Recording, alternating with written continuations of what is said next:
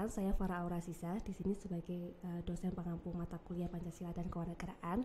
Di sini saya akan membawakan materi tentang status, hak, dan kewajiban warga negara.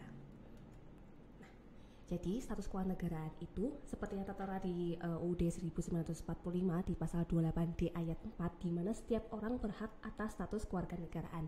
Jadi di Indonesia ini untuk mendapatkan status kewarganegaraan ada dua. Jadi yang pertama stelsel aktif dan stelsel pasif.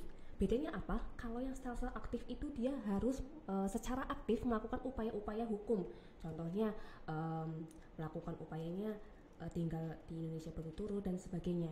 Nah, kalau yang stelsel pasif itu dia nggak usah melakukan upaya hukum pasif, tapi udah dapat kewarganegaraan Indonesia. Contohnya yang perkawinan lintas negara. Jadi dia sebelum 18 tahun dia warga negaranya itu ada Indonesia dan warga negara asing. Gitu. Nah, selanjutnya untuk hak opsi dan hak repudiasi. Jadi hak opsi ini berhubungan dengan stelsel aktif, di mana hak opsi dia itu harus memilih warga negaraannya, bebas memilih warga negaraan. Jadi di stelsel aktif kan tadi dia harus melakukan upaya hukum ya. Jadi misalkan saya warga negara Inggris, saya mau milih warga negara Indonesia. Nah, itu hak opsi. Nah, yang kedua adalah hak repudiasi. Hak repudiasi ini berkaitan dengan stelsel pasif, di mana dia itu boleh menerima atau menolak. Jadi kan tadi kan yang stelsel pasif contohnya perkawinan lintas negara. Nah, misalkan saya nggak mau nih warga negara Indonesia menolak. Nah, itu namanya hak repudiasi. Untuk selanjutnya, asas kewarganegaraan yang di Indonesia ini ada 4, teman-teman. Yang pertama, ius sanguinis, yaitu di mana keturunan atau warga negaranya ini ditentukan oleh darah dan keturunan. Kemudian ius soli itu menurut tempat lahirnya. Yang ketiga, kewarganegaraan tunggal seperti yang di Indonesia. Jadi nggak boleh ada dua kewarganegaraan ya. Jadi hanya warga negara Indonesia aja. Terus yang terakhir, asas kewarganegaraan ganda terbatas. Jadi ini untuk dasar menentukan kewarganegaraannya ini nanti setelah anaknya ini udah lewat dari 15 tahun. Jadi biasanya ini anak-anak ini dilahirkan dari ayah dan ibu yang misalkan satunya WNI, yang satunya WNA. Jadi selama 18 tahun ini dia itu warga negaranya ada dua double. Tapi setelah 18 tahun dia harus menentukan mau menerima atau menolak warga negaraan gitu. Nah, selanjutnya ada masalah-masalah tentang status kewarganegaraan nih. Ada apatrid, bipatrid, dan multipatrid. Ada 3. Jadi apatrid itu nggak punya kewarganegaraan. Nah, gimana nih? Kok bisa nggak ada apatrid, nggak ada kewarganegaraan? Jadi contohnya misalnya gini, saya ini warga negara Indonesia dan orang tua saya itu warga negara Indonesia. Kemudian saya dilahirkan di negara yang tidak menganut ius soli. Jadi misalkan saya di Inggris, saya lahir di Inggris nih. Terus di Inggris tuh untuk menentukan status warga negaranya dengan keturunan atau sanguinis. Jadi ketika saya lahir, saya tidak mendapatkan status kewarganegaraan Inggris karena di Inggris itu untuk menentukan status warganegaraannya dengan ius sanguinis atau keturunan. Nah, sedangkan di Indonesia saya nggak dapat warganegaraan itu karena di Indonesia untuk menentukan status warganegaraannya harus lahir di Indonesia. Jadi itu adalah kondisi di mana seseorang ini nggak punya kewarganegaraan gitu. Kemudian untuk bipatrid, kalau bipatrid itu cuma 2 kewarganegaraan, jadi memiliki 2 kewarganegaraan. Saya misalkan warga negara Inggris dan Amerika. Untuk multipatrid, jelas seseorang yang memiliki status kewarganegaraan lebih dari 2. Nah, untuk selanjutnya, jadi undang-undang yang mengatur kewarganegaraan itu ada tercantum di nomor 12 tahun 2006 tentang kewarganegaraan. Nah, gimana sih seseorang dapat dikatakan sebagai WNI? Nah, di UU nomor 12 tahun 2006 di pasal 4 itu ada yang pertama, orang tersebut yang berdasarkan perjanjian pemerintahan Republik Indonesia dan sebelumnya berlaku UU KI tahun 2006 itu sudah menjadi WNI. Kemudian yang kedua, anak dari perkawinan sah yang diakui secara resmi dari seorang ayah dan ibu WNI.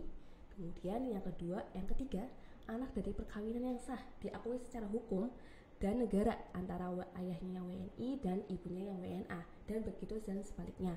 Kemudian anak yang lahir bukan dari perkawinan yang sah tapi ibunya WNI, nah itu bisa tuh WNI. Kemudian yang terakhir, anak dari ayah dan ibu WNA tapi sudah dikabulkan permohonan WNI-nya, tapi ayah dan ibu tersebut telah meninggal sebelum mengucapkan sumpah atau janji setia pada Indonesia. Nah, ini baru bisa dikatakan sebagai WNI walaupun kondisinya orang tuanya sudah meninggal, tapi dengan catatan dia sudah dikabulkan permohonannya menjadi WNI. Selanjutnya, untuk syarat-syarat yang harus dipenuhi WNA yang ingin menjadi WNI. tercantum di pasal 9 di UU nomor 12 tahun 2006. Yang pertama, sudah berusia 18 tahun atau sudah kawin atau sudah nikah. Kemudian yang kedua, telah tinggal di Indonesia berturut-turut 5 tahun. Dan kalau misalkan nggak berturut-turut, kayak misalkan moving ya, pindah-pindah, itu harus 10 tahun gitu, dengan dibuktikan dengan dokumennya. Ketiga, sehat jasmani dan rohani. Yang keempat, dapat berbahasa Indonesia. Kemudian mengakui dasar negara Pancasila dan Undang-Undang Dasar tahun 45. Kemudian pemohon ini nggak boleh ada catatan kecelakaan atau pidana lebih dari 1 tahun, karena lebih dari 1 tahun itu biasanya permasalahannya itu lumayan besar ya. Jadi diharapkan itu tidak ada hukuman pidana lebih dari 1 tahun, nggak boleh lebih dari 1 tahun. Kemudian jika dengan memperoleh kewarganegaraan Republik Indonesia ini nggak boleh. Jadi kan di Indonesia ini warga negaranya harus tunggal ya. Jadi nggak boleh tuh berkewarganegaraan ganda. Jadi harus WNI. Gitu. Kemudian mempunyai pekerjaan dan penghasilan tetap. Kemudian yang terakhir adalah membayar uang kewarganegaraan ke kas negara. Gitu. Kemudian WNI. Nah, kalau kalian tadi kan ngomongin WNA ya. Sekarang kita ngomongin WNI. Nah, gimana sih kalau misalkan WNI itu bisa-bisanya kehilangan kewarganegaraan? Nah, di pasal 23 itu sudah jelaskan. Yang pertama, dia itu memperoleh kewarganegaraan sendiri, sedangkan di Indonesia berkewarganegaraan tunggal. Nah, dia malah minta atau misalkan memilih kewarganegaraan lain, jadi dia berkewarganegaraan ganda. Nah, ini nggak boleh. Kemudian tidak menolak atau tidak melepaskan kewarganegaraan lain, sedangkan orang yang bersangkutan mendapatkan kesempatan untuk itu. Kemudian yang ketiga, dia itu dinyatakan hilang kewarganegaraannya oleh presiden atas permohonannya sendiri. Kemudian yang keempat, dia itu masuk dinas tentara asing tanpa izin dari presiden. Kemudian secara sukarela mengangkat sumpah atau menyatakan janji kepada negara asing atau menjadi bagian dari negara tersebut.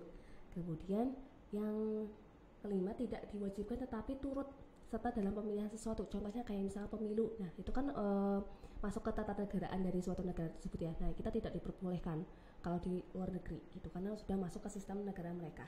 Kemudian yang terakhir, mempunyai paspor atau surat yang bersifat paspor dari negara asing. Jadi kan paspor itu kan sebagai identitas ya, identitas kewarganegaraan. Jadi kalau misalkan kita punya paspor dari 2 negara, artinya kita tuh berkewarganegaraan ganda. Selanjutnya untuk hak warga negara. Jadi di UUD itu dijelaskan ya untuk hak warga negaraannya. Contohnya di pasal 27 ayat 1 itu perlindungan hukum, mendapatkan perlindungan hukum. Kemudian 27 ayat 2 WNI mendapatkan hak untuk pekerjaan dan penghidupan yang layak. Kemudian 27 ayat E untuk ikut serta dalam upaya negara sesuai dengan porsinya pastinya ya. 28E ayat 3 kemerdekaan berserikat dan berkumpul serta mengeluarkan pikiran. Kemudian 28E ayat 1, kemerdekaan memeluk agama masing-masing tanpa ada paksaan. Kemudian 28H ayat 1, memperoleh fasilitas pelayanan dan kesehatan. Kemudian 30 ayat 1, ikut serta dalam usaha pertahanan dan keamanan negara. Dan yang terakhir 31 ayat 1, yaitu mendapatkan pendidikan. Gitu. Nah, tadi udah ngomongin hak, sekarang kita ngomongin kewajiban warga negara. Untuk kewajiban warga negara di Indonesia, udah tercantum di UUD, tepatnya di pasal 27 ayat 1, yaitu kewajibannya adalah menaati hukum dan pemerintahan. Kemudian di pasal 27 ayat 3, ikut serta dalam upaya pembelaan negara sesuai dengan porsinya masing-masing ya teman-teman. Kemudian 28C ayat 1, menghormati hak asasi manusia orang lain. Kemudian 30 ayat 1, ikut serta dalam usaha pertahanan dan keamanan negara. Dan kemudian yang terakhir adalah kewajiban yang terakhir 31 ayat 2, yaitu mengikuti pendidikan dasar gitu. Nah, sekian teman-teman dari materi status hak dan kewajiban warga negara. Sampai jumpa.